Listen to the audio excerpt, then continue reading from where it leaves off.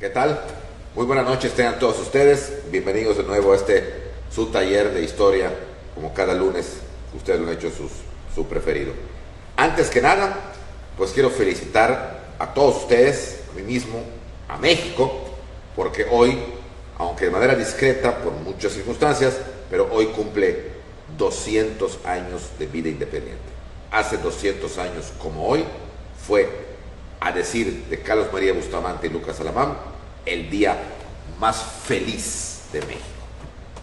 El 27 de septiembre de 1821, un día como hoy, pero hace 200 años, México se convertía en lo que es hoy, México.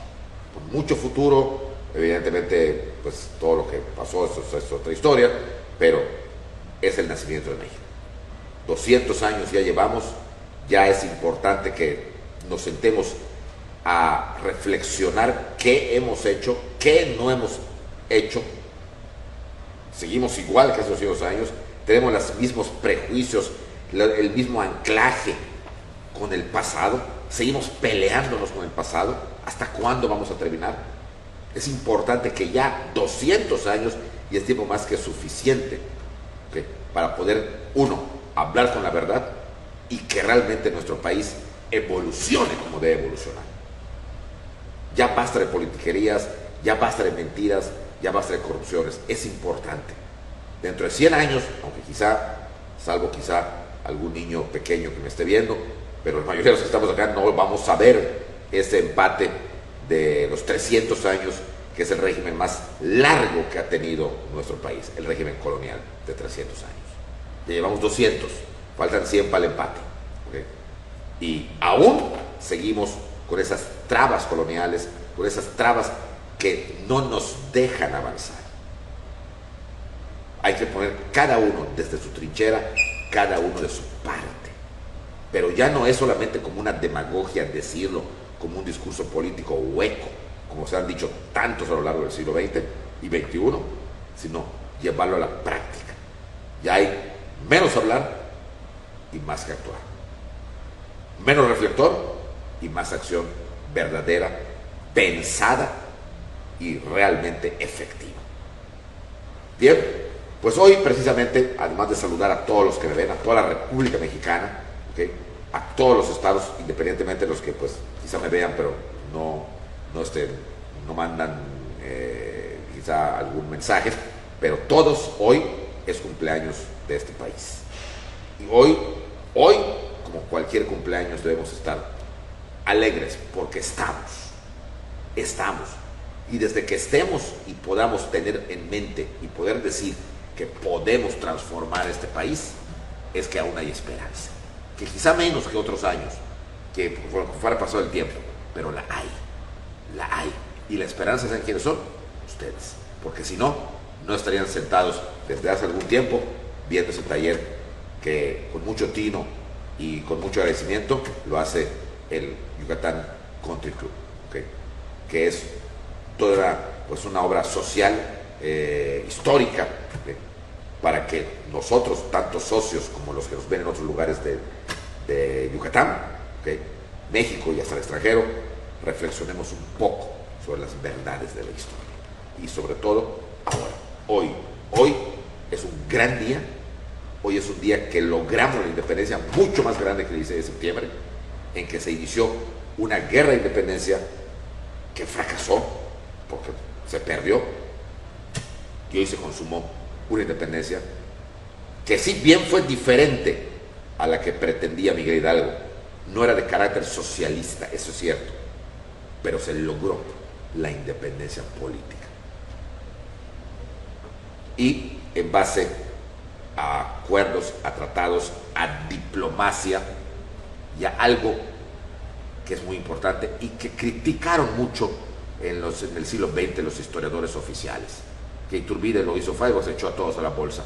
Pues de eso a echarse todos a la tumba, prefiero que se echen a la bolsa. O sea, hay una diferencia enorme. Se logró sin odio, sin rencor, sin matanzas. Bien, pues hoy vamos a narrar precisamente esos últimos acontecimientos y específicamente los ya muy cercanos. Quedamos en que Iturbide está retirado, ¿okay? Mientras se le investigaba, que al fin de cuentas en 2 años va a salir absuelto de toda investigación, no tuvo nada que ver con lo que se le acusaba, se nos dieron cuenta que era mucha envidia, pero que él frecuentaba fiestas, frecuentaba bailes y evidentemente leía mucho. La independencia, o mejor dicho, la guerra de independencia había quedado prácticamente olvidada. Los líderes de esa época, los líderes populares como Hidalgo, como Morelos, como Galeana, Matamoros, estaban muertos. Y los sobrevivientes, un porcentaje muy alto, 80%, se había rendido y había vuelto a las paces. Los indígenas que durante el periodo de los 6 meses de Hidalgo habían cometido destrozos, atropellos, masacres y sarracinas, habían vuelto normalmente a sus milpas, a sus campos, a lo que estaban acostumbrados. Todo había vuelto a la normalidad. Ya para finales de la segunda década del siglo XIX, 1819, 1820 más o menos, nadie recordaba o quería recordar el horror que había ocurrido entre 1810 principalmente y en menor escala hasta 1815. Nada.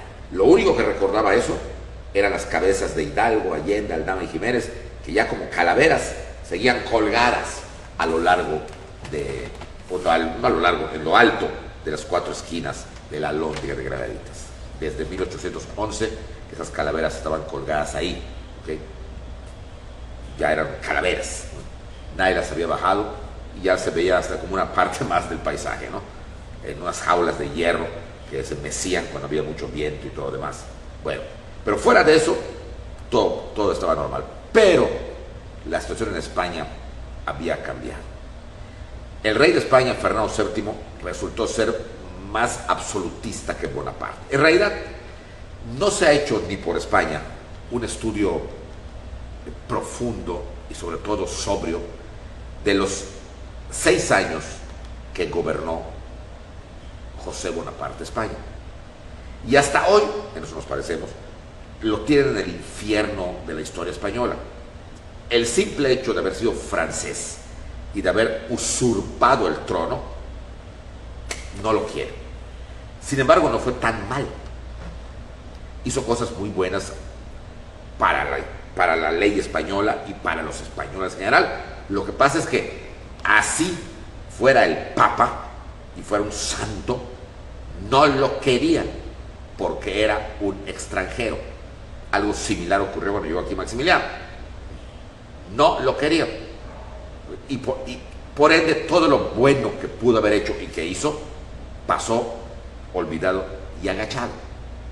Pero para nosotros podemos decir que entre él y el rey original que regresó después de la caída de Napoleón, fue liberado de su prisión y volvió como rey de España y fue recibido con vítores increíbles, Fernando VII, entre José Bonaparte y Fernando VII había un abismo.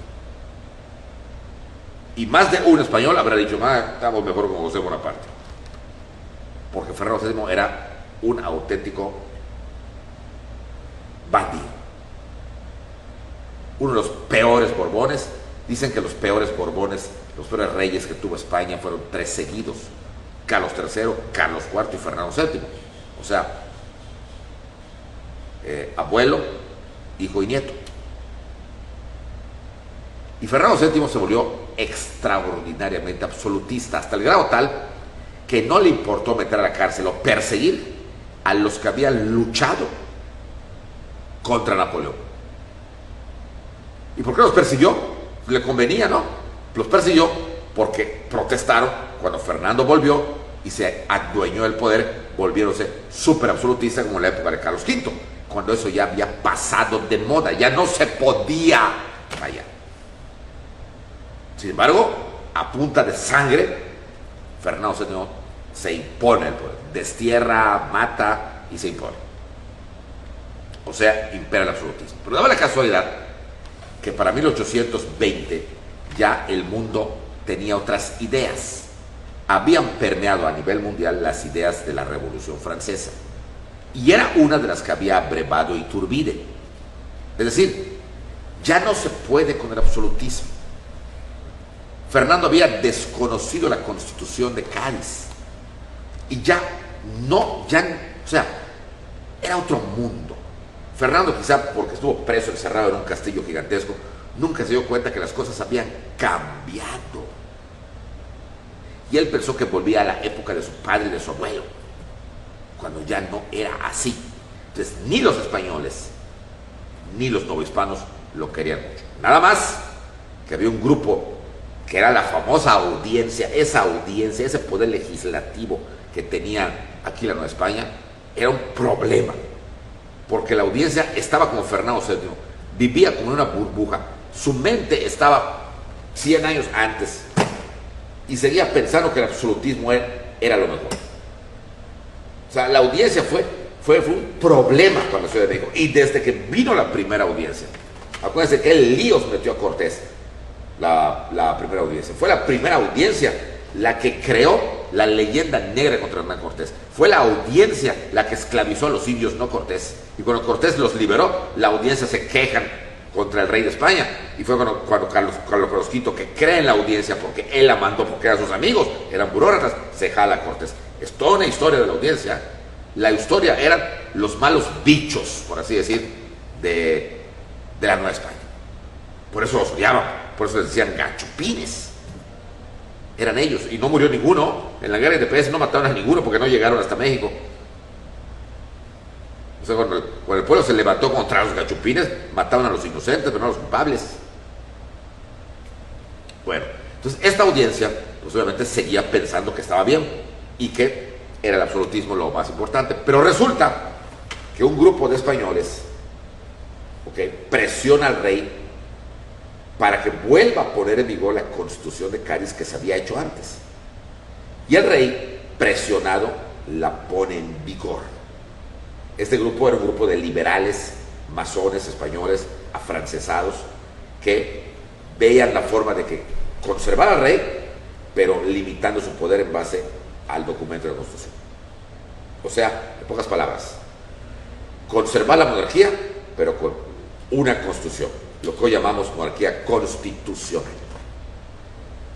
Bien, pues esta novedad llega a la Nueva España, donde el rey ya era constitucional y obligaba a todos los virreinatos, en este caso la Nueva España, a jurar la Constitución y a acabar con el absolutismo y a fomentar la democracia, la igualdad y lo que decía la Constitución de Cádiz, que era como hija legítima de los ideales franceses. Esto no le gustó a la audiencia. No le gustó a la audiencia, y evidentemente pues, no le gustó. Y quieren no obedecerla. Pero había un problema. El rey ordenaba, presionado o no, pero lo ordenaba, cumplir con la Constitución de Cádiz. Luego entonces, si la desobedecía a la audiencia, caían en un delito de desobediencia, que también era un delito de lesa majestad divina y humana. Estaban metidos en un lío, otra vez, como al principio. Si la cumplían, mal, porque entonces era darle gusto a los criollos. Los criollos ya podían ocupar cargos públicos. Y si no la cumplían, mal, porque desobedecían al divino monarca, al que ellos reconocían como absoluto y como divino, porque era el derecho divino que la audiencia reconocía. Entonces se vuelve un lío. Y es entonces cuando se van a empezar a reunir en la profesa, y inclusive criollos se van a infiltrar allá, se van a reunir en la profesa para discutir qué hacer, porque evidentemente ya vea la orden real. Entonces, ¿la cumple, no la cumple, no la cumple? Y es acá cuando el inquisidor mayor, el padre dominico Matías Monteagudo, dice, pues hay una forma muy sencilla de no cumplirla, sin caer en un delito de lesa majestad. ¿Cuál? La independencia. Se va para atrás todos los de la audiencia. ¿Cómo? Señores, la única manera de que no desobedezcamos al rey es que no seamos sus súbditos. Por lo tanto, la única manera de dejar esos súbditos del rey es independizarnos de España y nombrar un rey de aquí. O sea, la audiencia inventaba el hilo negro. Era lo que habían dicho antes los criollos de Primo de Verdad, Talamantes y Azcárate, por Dios. Hacía 12 años antes. Y los mataron por eso. Ellos mismos los mataron. Ahora resultaba que siempre no. De veras que bruto. Aquí en México pasa cada cosa que a veces pienso que estoy en el país de las maravillas. Solo falta Alicia y el conejo blanco para que esto sea el país de las maravillas de veras. Porque que siempre no. ¿Y a quién se nombraría rey? Pues lo primero que se haría era, como la noticia que se tenía era que Fernando VII estaba presionado, era invitarlo a él. Que abandone esa ingrata España que lo ha obligado a firmar un documento que no quiere y que venga a la bondadosa Nueva España para que fuera nombrado Fernando I, rey de México. ¿Okay? Esa era la idea principal. Que venga aquí para que sea nombrado Fernando I, rey de México. Como era soltero, el rey no se había casado. ¿Okay? Los criollos les gusta la idea. Porque si viene el rey soltero, el chiste era que conociera una criolla, como la abuela Rodríguez, por ejemplo, que además ya era viuda no sé cuántas veces, se casara, tuviera hijos criollos, mexicanos, que nacieran aquí, y entonces cuando el rey muriera, Fernando I heredaría ya un criollo, o sea, un mexicano ya, por así decir, un nuevo hispano. Entonces, de manera natural, vendría la independencia. Y les pareció magnífica idea.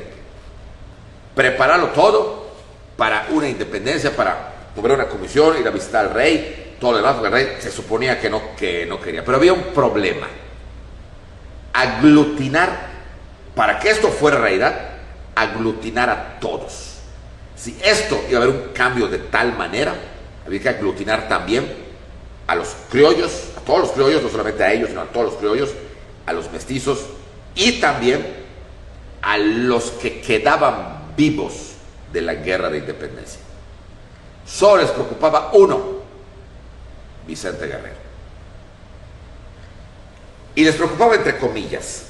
Guerrero era el único de todo el grupo de la guerra de independencia que empezó desde el principio, que se unió a Morelos en noviembre de 1811, fue de los primeros en unirse a Morelos, en 1810, perdón, que quedaba en pie de guerra.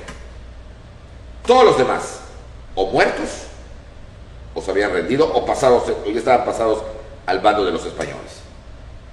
López Rayón ya estaba en el bando de los españoles. Quintana Roo, el bando de los españoles. Nicolás Bravo se había rendido. Grupo Victoria estaba con su oso en una cueva en Veracruz. Solo quedaba Vicente Guerrero, que estaba en pie de guerra, pero era una guerra muy surrealista, muy ad hoc a México. No tenía fuerzas. Desde que perdió Morelos, solamente pudo reunir, y la vez que más reunió, cerca de 50 o 60 hombres semidesnudos. Y se posesionó de las montañas del sur del estado que hoy lleva su nombre, el estado de Guerrero. Pero no bajaba, ni tampoco hostilizaba ninguna ciudad importante. En los Chilpancingo jamás llegó por allá. O sea, era más bien un guerrero montañés, vaya. Se puede decir que para 1820 y 21 Guerrero era una leyenda. Muchos pensaban que ni existía, porque hablaban de él, pero nadie lo había visto. Las ciudades del estado de Guerrero, o sea, pues el estado de Guerrero, Tasco, que no sea Minera, Chilpancingo, etcétera, nunca lo habían visto, nunca, pero sabían que estaba en las montañas, nunca. Entonces había que jalarlo. Si existía, había que aplastarlo para que ya hubiera la paz total. Y si no existía, comprobar que no existía. Sí existía, al fin de cuentas sí existía. El general Armijo, uno de los generales españoles que nombró el virrey Apodaca, comprobó su existencia. Inclusive le mandó a su papá para que se rinda. Es acá con el cuentan la tradición, porque no está escrito esto, que el papá, mandado por Armijo, por el virrey, llegó a ese campamento de guerreros, solo él sabía dónde estaba, allá entre las cuevas, cavernas, cañaverales de las montañas, y le pide que se rinda. Le dice, bro, ríete, hijo, y ya todos quieren, ¿no?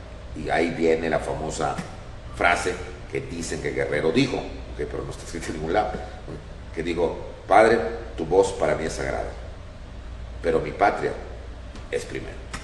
Y de ahí, esta famosa frase que fue muy sonada para los niños que estudiamos hace 50 años en la primaria, cuando por decreto el presidente Echeverría declaró como el consumador oficial a Vicente Guerrero, que él había hecho el plan de Iguala, que él había hecho el Tratado de Córdoba y que él lo había hecho todo, lo cual era totalmente una mentira. Y ahí lo van a... Seguramente lo dijeron ahorita, no quieren ni verlo, pero era una mentira. Pero no lo pudo haber hecho porque no sabía ni leer ni escribir, no tenía esa capacidad para hacer ningún plan, no tenía esa diplomacia. Pero Echeverría lo dijo y así quedó, a pesar de que todos los historiadores como ahora se han opuesto, no es cierto, y sacan pruebas, ahí está, no es... Pero dicen por acá que no hay más ciego que el que no quiere ver, ni más sordo que el que no quiere oír. Bueno, el hecho es que Guerrero dice que dijo esa frase y ahí se queda.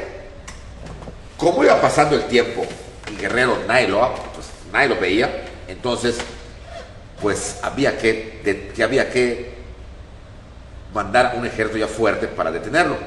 Y es acá cuando vuelve a aparecer el nombre de Agustín de Iturbide en la corte virreinal. Iturbide estaba retirado, semi-retirado, produciendo hijos con su esposa Ana María Huarte, ¿okay?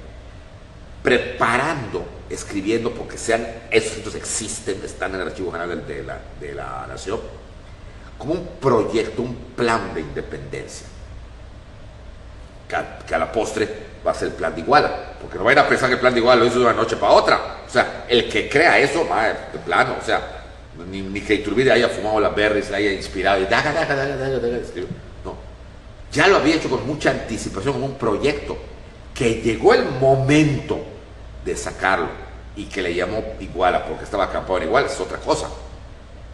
Pero es que esas son esas cosas que no nos fijamos al estudiar. Un plan, un proyecto de tal magnitud no se va a hacer de una noche para otra, por Dios. Como nos dicen y entonces Iturbide se fue a Iguala, redactó el plan, se lo mostró a Guerrero. O sea, por Dios, ¿qué están fumando? No fue así. Con muchos años antes, Iturbide estaba pensando y escribía. Era un proyecto que cuando dé la oportunidad lo va a presentar. Y la oportunidad ahí viene.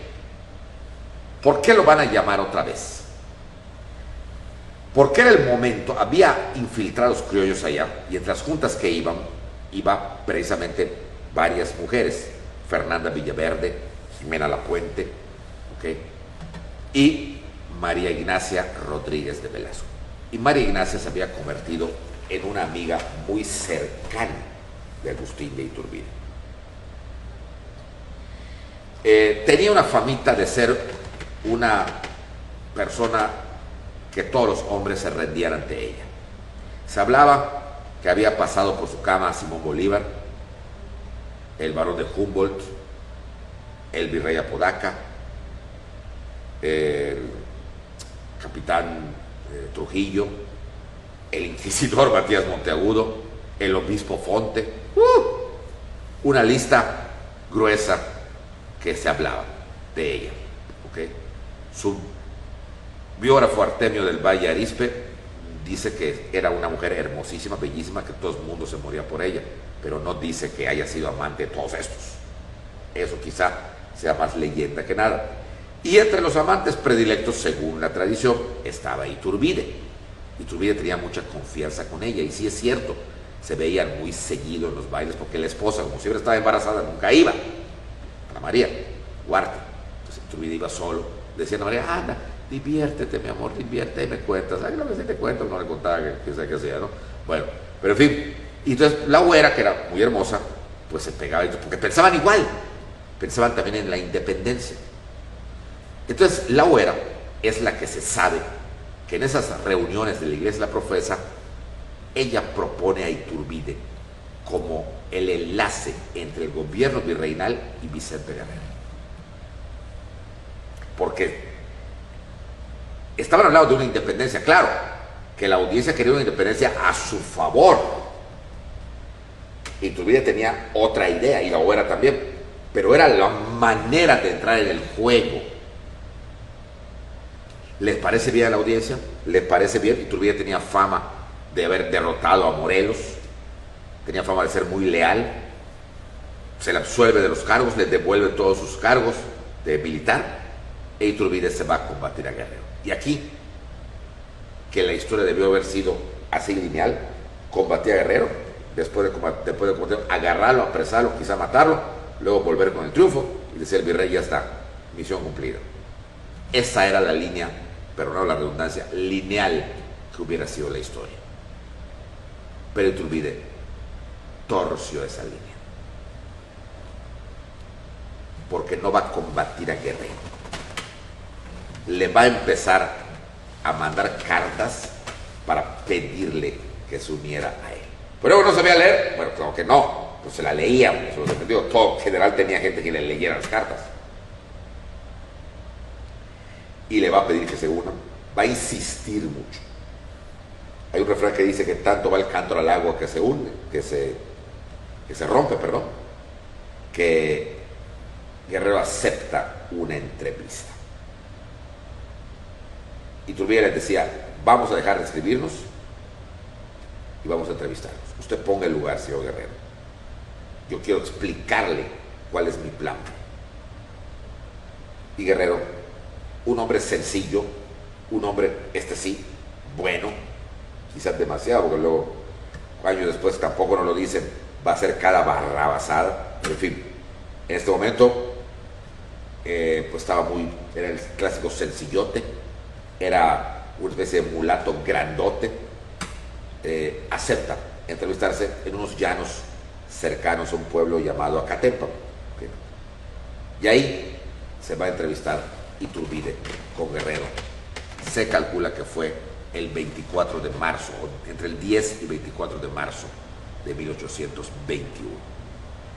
Para esto, Iturbide sabía que Guerrero era bastante ignorante y había que apantallarlo para que Guerrero no fuera a decir: no me uno. Había que llevarle dos cosas: el plan que había redactado desde hacía años en su casa, ya bien afinado, que era un plan de independencia, así se le llamó, Plan de Independencia de la América Septentrional. Luego se le conoció popularmente como Plan de Iguala, porque Iturbide estaba acampado en Iguala. Y llevarle algo muy importante: una bandera. Para Iturbide era un hecho, más pronto que más tarde, la independencia. Y este país iba a nacer porque iba a nacer. Y había que mostrarle al mundo, y para el primero que había que mostrarle era a Guerrero, que había un estandarte, una bandera como la tenía España. Y aparece la famosa bandera trigarante, pues son 3 colores: verde, blanco y rojo. Y cada uno tenía un significado. No como hoy, que lo han cambiado, precisamente porque lo han cambiado. Lo cambiaron desde la época de Calles. El significado es: el verde es la independencia, el blanco es la religión católica, y el rojo es la sangre de la unión, pero no sangre derramada como hoy dice, la sangre de la unión. ¿Por qué? Porque entonces tenía 3 garantías, cada color era una garantía. Unión, el rojo; sangre española y novohispana unidas. Blanco, la religión; y verde, la libertad y la independencia. No era como están hoy la bandera, estaban diagonales las barras, pero todos son los mismos. Y por lo tanto, otra cosa, nadie le atribuye a Iturbide la paternidad de la bandera. Y pésele a quien le pese, le duela a quien le duela, Iturbide es el padre de la bandera. mexicano. De hecho, en las estrofas originales del himno nacional mexicano, hay una estrofa que no se canta, que nadie sabe, que nadie conoce, pero que dice claramente así: de Iturbide la sacra bandera, y de Iguala la enseña querida. ¿Qué momento cayó Iturbide en desgracia? Eso será otra historia. Pero por lo tanto seguimos por el día de hoy, 27. Bien, se entrevistan, se ven, se conocen, no se conocían. Los Iturbide elegantemente vestido con el uniforme realista. Guerrero, según la descripción que el propio Iturbide hace, pues tenía un traje tipo así, con un traje X. Los soldados de Guerrero eran unos cuantos, la mayoría desnudos del torso para arriba, ¿okay? Y en cambio los de Iturbide pues tenían su uniforme y todo. Y le muestra el plan, se lo lee, le muestra la bandera que uno de sus hombres ondeaba para que todos lo vieran, ¿okay? Y lo vieron no solamente Guerrero, también sus hombres, al grado tal que Guerrero accede no solamente a unirse a Iturbide, sino que lo llama héroe epónimo, ¿okay? Verdadero hombre de su patria, héroe inmaculado. Así le dice Guerrero a Iturbide, y lo llama padre de la patria. Guerrero, Vicente Guerrero. Está esa carta del 19 de marzo de 1821 en el Archivo de la Nación, y además la reproduce en su libro, el Libro Rojo. Vicente Rivapalacio la reproduce, y Vicente Rivapalacio era nieto de Vicente Guerrero, porque el nombre completo de Vicente Rivapalacio era Vicente Rivapalacio Guerrero, el escritor. O sea, no hay pierde, no hay pierde. Ya unido con Guerrero, ¿okay? Forman el ejército trigarante, y entonces sale a la luz pública. No era la independencia que quería la audiencia, no era la que quería el grupo del virrey, y entonces empieza el pleito. Que sí, que no, que sí, que no, que sí, que no. El virrey, como pasó, empieza a decir, bueno, Iturbide tiene razón, ¿sí? Vamos a unirnos con él. Él habla de una unión, ¿para qué la guerra? Y entonces lo destituye. Hay un golpe militar contra el virrey, la audiencia huye, o sea, ya no sabe qué hacer y desaparece, y un grupo de militares muy reducido al mando del general Francisco Novella toma el control del virreinato. Pero debido a todo este relajito que se dio, ¿okay? Y que la audiencia rápidamente escribió a España, Fernando VII, dictaron y perezoso, a los 3 meses Huac manda un virrey nuevo. Fernando VII mandaba un virrey para controlar todas esas ideas de independencia que no estaba de acuerdo él. Lo chistoso es que manda al virrey solo, no manda con tropas, no manda con nada. Entonces, ¿qué va a controlar? Entonces, cosas raras, ¿no? Y el virrey, que todos conocen, que se llama Juan de O'Donoghue, llega a la Ciudad de México. Perón llega a Veracruz. En agosto de 1827, nos vamos acercando al día de hoy, ¿okay? En agosto, Iturbide se encontraba en Córdoba, porque había recorrido el mismo derrotero de Hidalgo, pero a la inversa, proclamando la independencia. Y todos se iban uniendo. O sea, pasó al revés. Si Hidalgo, donde pasaba, dejaba rastro de muerte, de sangre, de llanto y de maldiciones, Iturbide todo lo contrario. Dejaba esperanzas, dejaba alegrías, dejaba todo lo contrario. Lo estaba haciendo de forma pacífica. ¿Cuál es el pecado de Iturbide? Pacífica. En Córdoba se entrevista con el nuevo virrey, Juan O'Donoghue. O'Donoghue, al ver cómo estaba la situación, era un viejito, que además venía un poco enfermo. Ve que la cosa no tenía pies ni cabeza y decide aceptar el plan de Iguala. O sea, estaba aceptando la independencia, ¿eh? Iturbide, muy listo, dice, vamos a firmar un tratado. Usted representa al rey de España y yo represento a la nueva nación que le vamos a llamar Imperio Mexicano. ¿Por qué le puso Imperio Mexicano? No sabemos, posiblemente de moda, porque lo que con Iturbide lo que hizo no fue realmente un imperio como tal, a pesar que él fue emperador después, pero no tiene la fachada de un imperio como lo que se entendía. Entonces, ¿por qué le puso Imperio a México? Porque el primer nombre de México fue Imperio Mexicano. ¿Por qué le puso Imperio? Muy probablemente, okay, como comenta el maestro Rosas, dice que porque era la moda. En México aún seguía aunque ya Napoleón había sido derrotado, aún seguía la moda del Imperio de Napoleón, el Imperio de Napoleón, y se mencionaba a Napoleón a cada rato. De hecho, Iturbide hay una carta que le manda a la OEA donde le agradece todo lo que ha hecho por él y dice, ok, tus servicios le hubieran sido muy útiles a Napoleón. O sea, era el de moda, era el de moda. Entonces, posiblemente por esa moda, Iturbide le fue fácil poner el plan de Iguala que México se llamaría Imperio Mexicano y se le ofrecería la corona al rey Fernando. Si él no quería, a uno de sus hermanos, si no, a uno de sus sobrinos, y si no, entonces se nombrarían unas cortes mexicanas. La palabra cortes, ¿qué son cortes?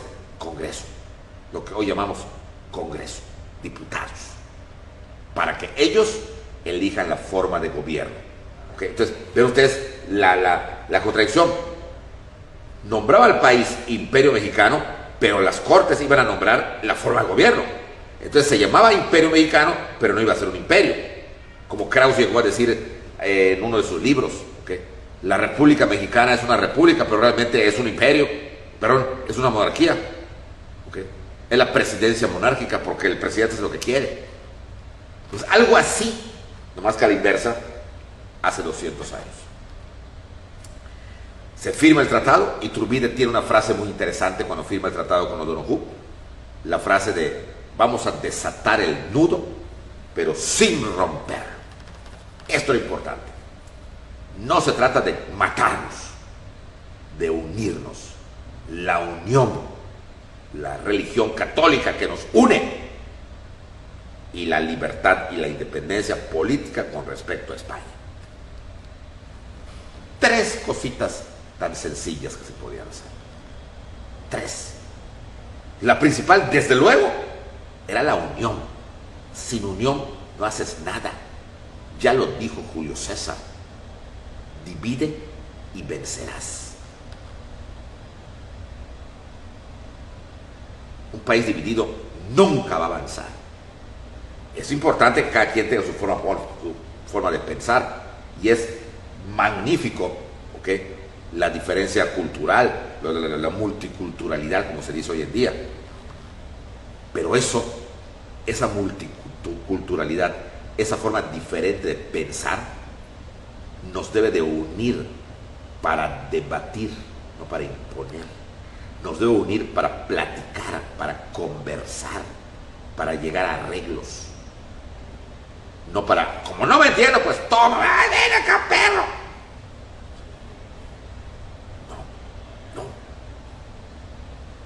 No. Entonces, se firma el tratado, conocido como los Tratados de Córdoba. Para el maestro Felipe Tena Ramírez, fueron los primeros tratados internacionales que firmó México como nación independiente. Iturbide representaba al naciente Imperio Mexicano, ya no Nueva España, que también muchos dicen que por qué le cambió el nombre, quizá para diferenciarlo, aunque hubiera sido mejor que siguiera el mismo porque pues, estaban acostumbrados todos. Bueno, y O'Donoghue representando a España. Se firma el 24 de agosto de 1821, quedó ya en el papel, se puede decir, consumada la independencia. Ahora faltaba en el hecho. Para Iturbide y para todos, no se lograría la independencia hasta que se cerrara el círculo, ¿okay? Y se ocupara el Palacio del Virrey. O sea, hasta que entrara Iturbide a la Ciudad de México y ocupara el Palacio Virreinal. ¿Eso es importante? No era trascendente, pero era simbólico, era un símbolo. El Palacio Virreinal había sido 300 años sinónimo del poder español. Ahí estaba el virrey y la audiencia. Era sinónimo. Era importante ahora que un criollo, un novohispano, un hijo de esta tierra, lo ocupara. Nunca lo había ocupado ninguno de ellos. Entonces, para la gente era importante que se entrara triunfante a México y terminara ese magno desfile en el Palacio Virreinal. Y después de prepararlos, hacer los grandes preparativos que nos narra con lujo de detalles don Carlos María de Bustamante, testigo presencial de esto, don Lucas Alamán, testigo presencial de esto, don Lorenzo de Zavala, aunque no testigo, pero muy cercano a esto, ¿okay? Y don José María Luis Mora, también testigo presencial. Todos coinciden en decir que el 27 de septiembre de 1821 fue el día más feliz de la historia de México. El día más feliz. La gente desde la noche anterior se preparó banderitas, trigarantes, la güera preparó todo porque era parte del comité organizador, como se diría hoy, ¿okay? Iturbide entraría por la garita de San Cosme, que está al poniente de México, de la Ciudad de México. Entraría por lo que hoy es la Avenida Juárez, pasaría por la calle de San Francisco, hoy calle Madero, que es peatonal, hasta llegar, hasta chocar con la Plaza Central, con la Plaza del Zócalo, rodearía la Plaza del Zócalo, que en ese entonces no era una plancha sin nada, sino que estaban ahí los edificios de la Acordada y del Parián, ¿okay? La rodearía hasta desembocar en el Palacio Virreinal. Y ahí Iturbide simbólicamente saldría al balcón central como salían los reyes para tirar monedas. Cada vez que un virrey llegaba, tiraba monedas a la gente. ¡Ah! Saldría Iturbide, no para tirar monedas, no para dar un mensaje al pueblo. No hay diferenciación social ese día. Gente del pueblo, como le decían los capitalinos a la gente del pueblo, la canalla andrajosa y hambrienta, estaba ahí. Gente criolla de la aristocracia, mestizos, hasta muchos negros y mulatos esperaban la entrada del ejército trigarante. ¿Por qué se esperó tanto tiempo, más de un mes? Iturbide dijo que para los preparativos, una semana era suficiente para prepararlos. En realidad entró ese día porque Iturbide quería también festejar su cumpleaños. Ese día era cumpleaños de Iturbide. Y el 27 de septiembre de 1821, Iturbide cumplía 38 años. Era joven. Por lo tanto, festejaría junto con México su cumpleaños. Y efectivamente, a las 9 de la mañana, la gente empieza a gritar: ¡ahí vienen, ahí vienen! No había fotografía, lamentablemente no hay, que se sepa, pintores o dibujantes anónimos que hayan pintado ese momento. Todo ha quedado la descripción muy detallada que nos hacen esos tres que lo vieron, Alamán, Mora y Bustamante. Y en base a esa descripción muy detallada, se ha podido imaginar el artista moderno pintando cómo debió ser la entrada del ejército trigarante. Una cosa impresionante. La gente se desbordó, pero con orden, gritando: ¡viva Agustín el Libertador! ¡Viva el Libertador de México! ¡Viva, viva! La gente moría por Iturbide. Iturbide encabezaba el desfile. Más atrás venía el virrey O'Donoghue, y más atrás venía Vicente Guerrero, quien nadie lo reconoció porque venían vestidos él y sus hombres con uniformes realistas. Fíjense que machetazo a caballo de espadas. Como no tenían uniformes, Iturbide les dio uniformes a Guerrero y a sus hombres. Y todos los uniformes que se pusieron pues eran de los españoles. O sea, qué chistoso. Eran contra los que habían combatido, ahora ellos lo portaban. Y lo primero que hizo Guerrero cuando entró a México, la gente lo rodeó y ahí sí se le acercó un pintor, le dijo: ¿le quiere que yo lo pinte, general? Claro que sí. Y la pintura original de Vicente Guerrero, que se encuentra en el castillo de Chapultepec, en el Museo de Historia, van a ver a un guerrero con el uniforme realista. Qué chistoso. Bueno, él nunca vistió así, nomás ese día. Pero así es la cosa, así es la vida, así son estos detalles. Iturbide entonces, aclamado por la gente, desvía el desfile para pasar por Casa de la Güera, algo que todo el mundo ya conoce y que nos cuenta don Artemio del Valle Arizpe, como detiene el desfile bajo el balcón de la Güera. La Güera estaba en su balcón, ¿okay? Iturbide se quita el sombrero, ¿ok? Y se lo tira a la güera.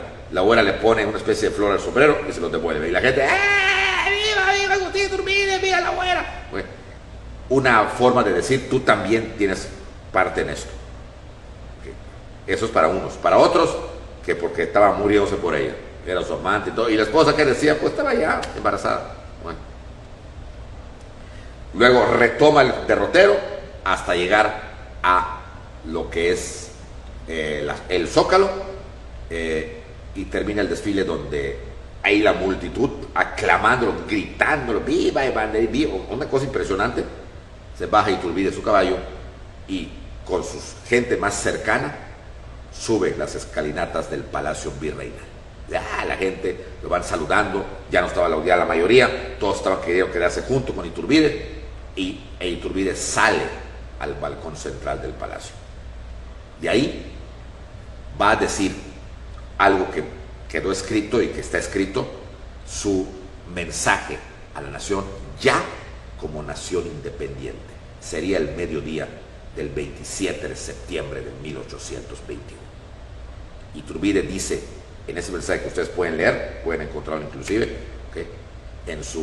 Que es un mensaje que se convirtió luego en el acta formal de la independencia de México, cuando dice Iturbide, mexicanos, les llama mexicanos, es el primero en llamarlos así, mexicanos, ya he recorrido el largo camino que conduce de la esclavitud a la libertad. He recorrido campos y ciudades sin dejar ni viudas que lloren al asesino de sus maridos, ni huérfanos que lamenten los crímenes que se cometieron contra sus padres. He venido con unidad y con paz, eso se refirió a Hidalgo, ¿no? Con paz y con unidad. Les he mostrado el largo camino que conduce a la libertad. Okay.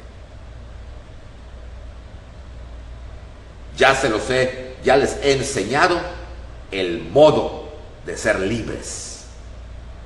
Y ahora, a ustedes, mexicanos, les toca el modo de encontrar ser felices. Hasta hoy lo seguimos buscando. 200 años, y creo que no se ha encontrado el modo de ser felices. Pero el chiste no es derrotarlos, el chiste es seguirlo buscando. El camino no lo marcó Hidalgo, lo marcó Iturbide. El camino es la paz, el camino es la concordia, es la unidad. Ni rencor por el pasado, ni temor al porvenir.